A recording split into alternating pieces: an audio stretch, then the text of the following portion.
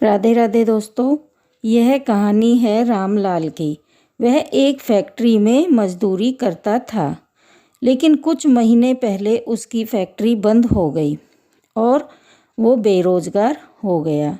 रामलाल की पत्नी बहुत पहले ही गुजर गई थी। उसकी 11 साल की एक दिव्यांग बेटी थी, गीता। पहले भी बड़ी मुश्किल से उसका घर चलता था, ऊपर से उसकी नौकरी चली गई तो जीवन चलाना और भी कठिन हो गया था। हालांकि नौकरी चली जाने की बात उसने गीता को बताई नहीं थी। वो हर दिन पहले की तरह ही ठीक समय पर घर से निकल जाता था और शाम को घर आ जाता था और कहता, गीता गीता। गीता बैसाखी के सहारे चलती हुई बाहर आती और कहती है, अरे बाबा, आप आ गए फैक्ट्री से। तो रामलाल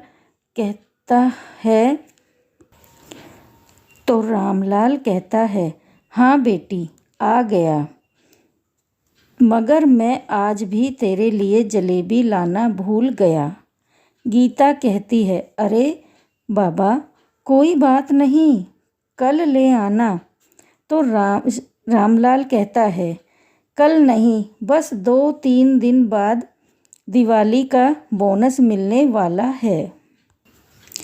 जिस दिन बोनस मिल जाएगा उस दिन मैं तेरे लिए एक सुंदर फ्रॉक और जलेबी ले आऊँगा। गीता को पता था कि उसके लिए ना तो जलेबी आएगी और ना ही फ्रॉक। उसके पिताजी को कोई बोनस नहीं मिलने वाला। गीता यह जानती थी कि उसके पिताजी की नौकरी चली गई है। वो दिन भर कहीं से दिहाड़ी मजदूरी करते हैं तो 2 पैसे हाथ आते हैं और 2 वक्त की रोटी किसी तरह नसीब होती है। किसी दिन दिहाड़ी नहीं मिलती है तो उन्हें खाली हाथ ही रहना पड़ता है। देखते ही देखते दिवाली भी आ गई। हर जगह भीड़ लगी है, सभी लोग कुछ ना कुछ खरीद रहे हैं और एक मैं हूँ कि अपनी बेटी के लिए जलेबी भी नहीं खरीद सकता। रामलाल यह सब सोचता हुआ सड़क पर चलता जा रहा था। तभी एक बड़ी सी कपड़े की दुकान के बाहर खड़े पुतले पर रामलाल की नज़र गई। उस पुतले ने बहुत अच्छी फ्रॉक पहन रखी थी। रामलाल उस फ्रॉक को बड़ी गौर से देख रहा था कि तभी दुकान के अंदर से दुकान का सेठ बाहर आया और उससे पूछा, ओए, क्या घूर रहा है? यहाँ चोरी वोरी करने का इरादा है क्या? तू तो शकल से ही चोर लगता है। रामलाल ने कहा, अरे नहीं नहीं साहब, मैं तो बस अपनी बिटिया के लिए ये फ्रॉक देख रहा था। कितने की है ये फ्रॉक? सेठ जी ने कहा, तेरी औकात के बाहर की है। चल अब जा यहाँ से, सुबह सुबह पता नहीं कहाँ से चले आते हैं। औकात के बाहर। रामलाल के कानों में ये शब्द पूरे दिन गूंजते रहे। उस दिन रामलाल पूरा दिन दिहाड़ी की तलाश में पूरा दिन घूमता रहा, पर उसे कोई काम नहीं मिला। शाम को जब वो वापस घर लौट रहा था तो उसने देखा कि उसकी जेब में कुल 5 रुपये बचे थे। आज भी कोई काम नहीं मिला। मुझे जेब में तो सिर्फ 5 रुपये ही बचे हैं। घर में राशन भी सिर्फ 2 दिन का बचा है। हे ऊपर वाले, क्यों हमारी ही किस्मत में दुख लिखे हैं तूने। उदास मन से वो घर पहुंचा।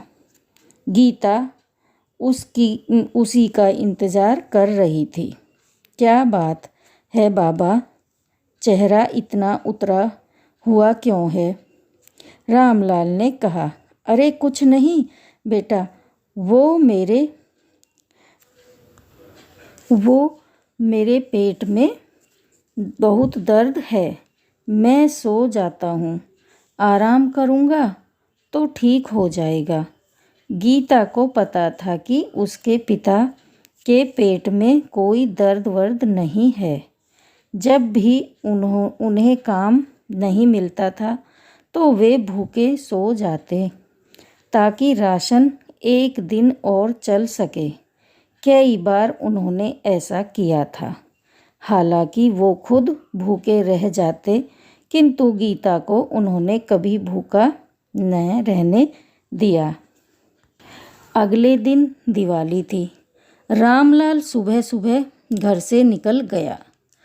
उसके जाने के बाद गीता पास वाले लक्ष्मी मंदिर में गई और वो बोली, माँ देख, आज दिवाली है, लेकिन मेरे पास ना तो दिया है और ना ही बाती। फिर भी मैं तुमसे कुछ मांगने आई हूँ। तू तो पूरी दुनिया की माँ है ना, तो तू फिर क्यों नहीं मेरे बाबा को देखती? मैं तुझसे लाखों रुपए तो नहीं मांगती, लेकिन 2 रोटी की उम्मीद तो तुझसे कर सकती हूँ। कल रात भी मेरे बाबा बिना खाए सो गए। उन्हें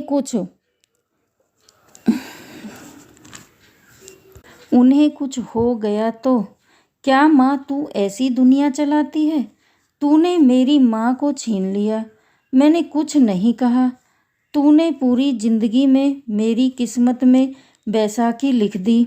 मैं चुप रही, लेकिन मेरे बाबा को तू दुख देगी तो मैं चुप नहीं रहूँगी। मैं लड़ूंगी तुमसे, खुद लड़ूंगी। माँ, मेरे बाबा पर दया कर और उन्हें काम दिला दे माँ, काम दिला दे माँ। आज दिवाली है और मेरे हाथ पूरी तरह खाली हैं। आज कम से कम इतने पैसे तो मिल जाएं कि मैं गीता के लिए जलेबी तो लेकर जाऊं। रामलाल ये सब सोचते हुए कपड़े की उसी दुकान से गुजर रहा था। आज भी उसकी नज़र उसी फ्रॉक पर थी। तभी दुकान का सेठ उसे बाहर निकलता हुआ दिखाई दिया। उसे देखकर रामलाल दूर हो गया, लेकिन आज सेठ जी ने उसकी तरफ नहीं देखा। सेठ बाहर निकलकर अपनी कार में बैठकर निकल गया। वो इतनी हड़बड़ी में था कि उसका एक काले रंग का बैग जमीन पर गिर गया। रामलाल ने इधर उधर देखा और उस बैग को उठाया।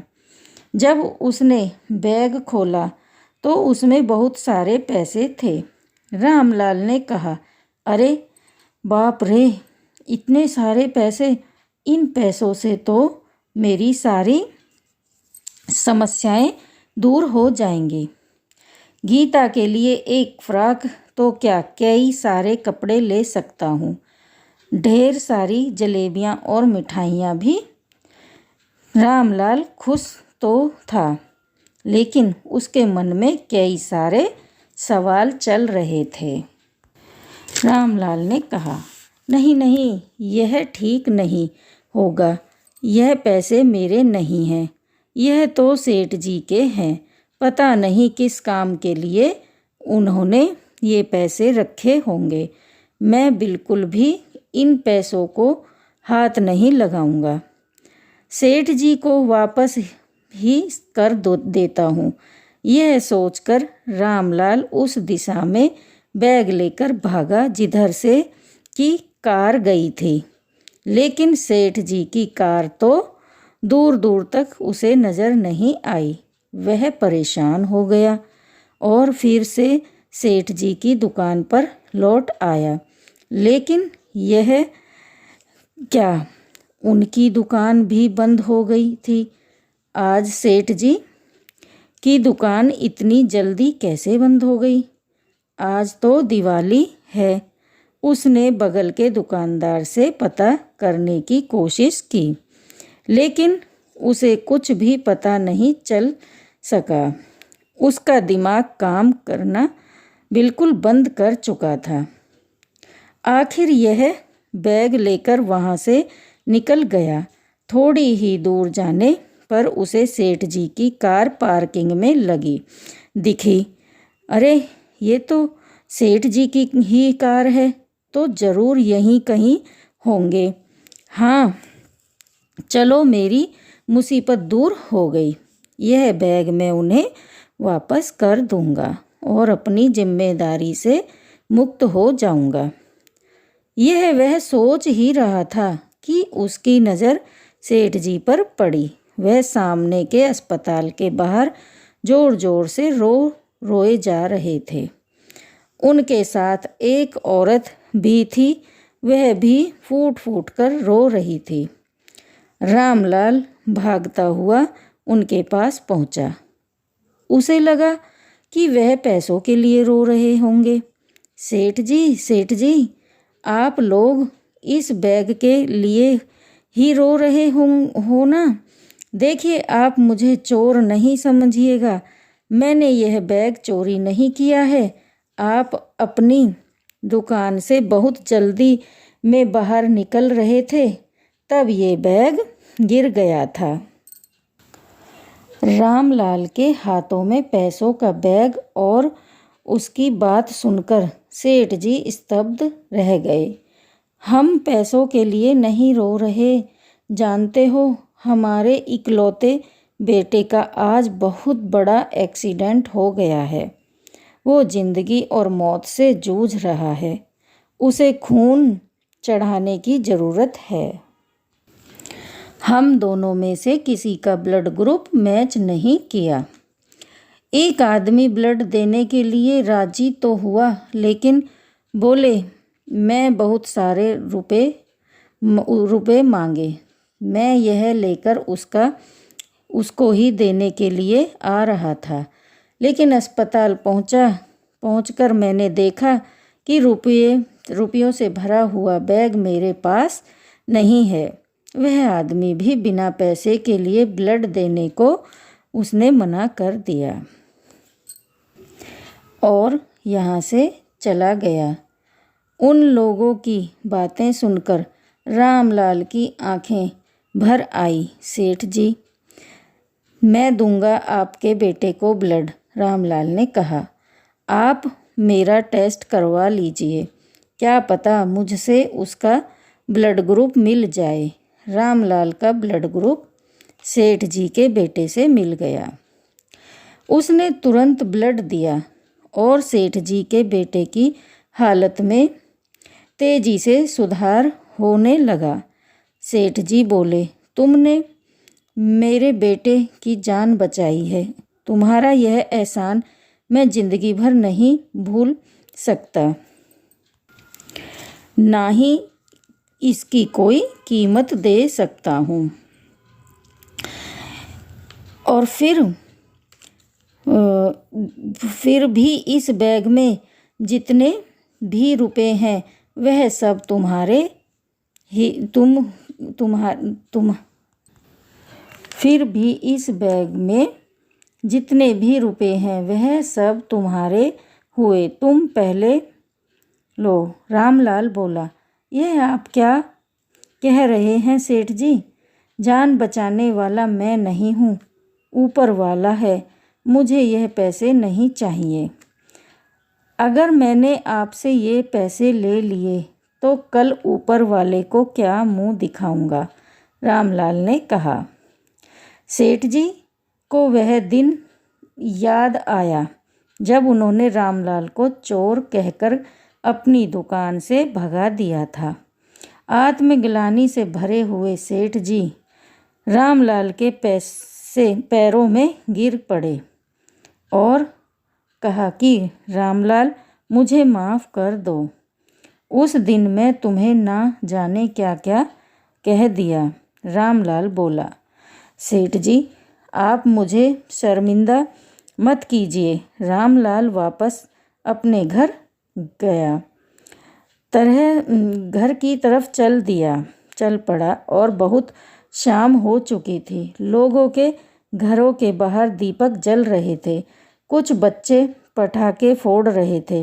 रामलाल उन्हें देखता हुआ आंखों में आंसू लिए अपने घर के बाहर पहुंचा।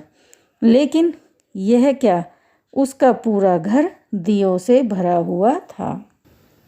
रंग बिरंगी लाइटें जल रही थी।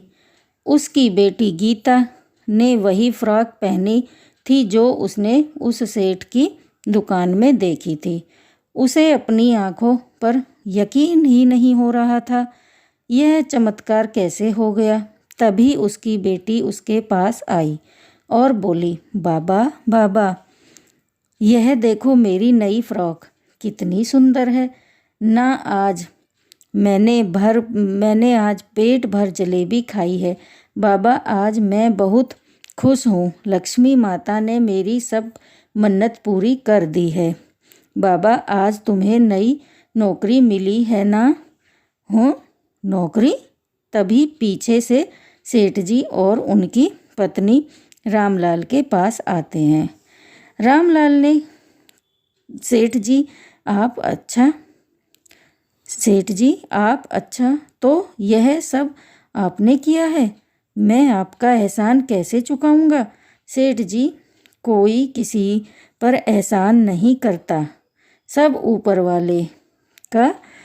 वाले करता है। सेठ जी ने कहा, वैसे तुम मेरे यहाँ नौकरी करोगे ना?